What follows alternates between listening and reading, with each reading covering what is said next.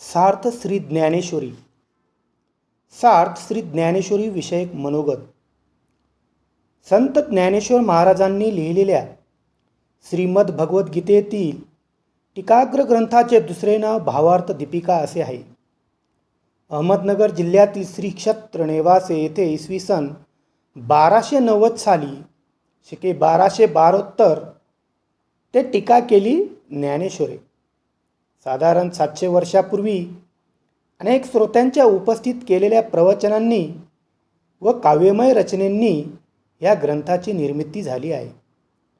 नामामने ग्रंथश्रेष्ठ ज्ञानेश्वरी, एकतरी ओवी अनुभवावी असे संत नामदेवरावांनी गौरविले आहे.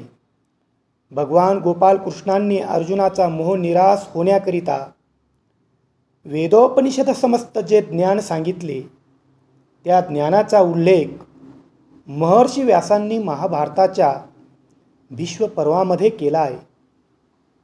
भगवद्गीता हा अनन्यसाधारण ग्रंथ त्रिकांडात्मक व शुद्ध ज्ञानप्रधान ज्ञानप्रदायक असून जगाच्या हितार्थ समर्थ आहे. परंतु ज्ञानेश्वरकालीन काळ धर्मम्लानीचा होता. स्त्रीशूद्रांना धार्मिक अधिकार नव्हता. समाज व्रतवैकल्य यज्ञयाग यामध्ये भरकटलेला व मूठभर लोकांच्या हातात होता. ज्ञानेश्वर महाराजांना या सर्वांची जाणीव होती. कारण त्यांनी पसायदानाच्या निमित्ताने आदिपुरुषाकडे केलेली मागणी त्यांचा जगाकडे पाहण्याचा दर्याद्र विशाल दृष्टिकोन याचे प्रमाण आहे. त्याचप्रमाणे त्यांच्या अध्ययनाचा आणि संशोधन क्षेत्राचाही परिग्रही अमर्याद विशाल होता याचाही प्रत्यय येतो. म्हणूनच त्यांनी भगवद्गीता हा ग्रंथ टीकेकरिता निवडला. गीतेतील तत्त्वज्ञानावर त्यांच्या पूर्ववर्ती महान आचार्यांनी केलेल्या प्रदीर्घ विवेचनाचे समुचित सूक्ष्म अध्ययन त्यांनी केले होते. त्यांनी स्वतःच भाष्यकाराकडून आपण मार्गदर्शन घेतल्याचे निवेदन केले आहे. उपनिषदांप्रमाणे बादरायणाचे ब्रह्मसूत्र, महाभारत यांचे चिंतन तसेच रामानुज, निंबार्क व मध्वाचार्य यांच्या अनुक्रमे विशिष्टाद्वैत, द्वैत्वाद्वैत आणि शुद्धाद्वैत्वाचे अध्ययनाचा पूर्ण अभ्यास तसेच योगवशिष्ठ, गौडपाद, कारिका, काश्मीरातला शैव संप्रदाय व दक्षिणेतला नाथ संप्रदाय यावर सखोल संगोपांग विचार केला होता. या प्रदीर्घ सूक्ष्म व तौलनिक अध्ययनावर स्वतंत्र बुद्धीने चिंतन करून श्री संत ज्ञानेश्वर महाराजांनी आपली स्वतःची भूमिका निश्चित केली होती. तुलनात्मक दृष्टीने पाहिल्यास त्यांचे पूर्वाचार्याच्या मतापेक्षा वेगळे आपले स्वतंत्र निर्णयात्मक मत प्रस्थापित केले आहे. त्यांनी ज्ञानेश्वरी लिहिण्यास प्रारंभ करण्यापूर्वीच आपले स्वतःचे सिद्धांत ठरवले होते आणि ते सिद्धांत पद्धतशीरपणे सर्वांना समजून देण्यासाठी सिद्धांतजननी भगवद्गीता निवडली. त्यासाठी संस्कृत भाषेवर पूर्ण प्रभुत्व असून मराठी भाषेवर ज्ञानेश्वरी लिहिली.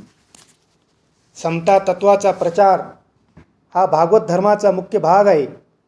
याच्या प्रचाराचे संत मालिकेने कार्य केले. त्यामध्ये संत ज्ञानेश्वर महाराज अग्रभागी आहेत. अभंग, ओव्या, नित्यपाठ आदी काव्य साध्या व कोणालाही सहज समजेल अशा सोप्या शब्दात रचून तत्त्वज्ञानाची शिकवण सर्वसाधारण समाजाच्या आटोक्यात आणून दिली. त्याच उद्देशाने स्वतःचे तत्त्वज्ञानविषयक सर्व दृष्टिकोन एकत्रित स्वरूपात ह्या ग्रंथात आणण्याचे साहस पूर्ण केले. त्यांच्या शिकवणीमुळे जनतेच्या वृत्तीवर इष्ट परिणाम होऊ लागल्याचे प्रत्यंतर नंतरच्या इतिहास खंडात आढळून येते व आज वर्तमान काळातही याची साक्ष देत आहे.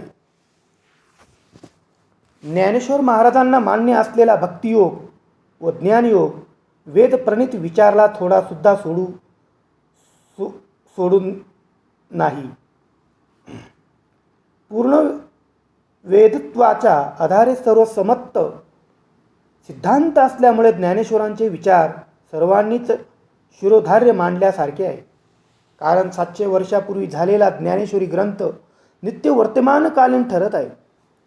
मानवाच्या इहलोकावरील जीवनकालातील प्रश्न, त्यानंतरची विधी लिखित याविषयी विचारवंतांना नेहमी कुतूहल वाटत राहते. याविषयी भगवान श्रीकृष्णांनी भगवद्गीतेत अत्यंत प्रासादिक शैलीत दिले आहे. त्यातील आकलनबाई असलेले संत ज्ञानेश्वर महाराजांनी मराठी भाषेत सोप्या पद्धतीने सांगितले आहे. ही मराठी भाषा 700 वर्षापूर्वीच आणि तीसुद्धा साहित्यमय पद्यात असल्यामुळे आजच्या पिढीला आजच्या मराठी बोली भाषेत समजणे आवश्यक आहे. ह्याच उद्देशाने अनेक ज्ञानमहर्षी तत्त्वज्ञांनी विद्वान प्रयत्नशील आहेत. ज्ञानेश्वरीने वारकरी संप्रदायाच्या अनुयायांना धार्मिक, आध्यात्मिक, लोकशाहीत सहभागी होण्याचा आत्मविश्वास दिला. श्री शूद्रादिनाकांना वेदाधिकार नव्हता, मोक्षमार्ग बंद होता, देववाणीची दारे वर्जित होती. त्यांना घरबसल्या अधिकार दिले. आपल्या मायबोलीत भक्तीचा अधिकार देऊन ती खुली केली. कर्मकांडापेक्षा नामजप कर्म इशू भजावा हा संदेश दिला.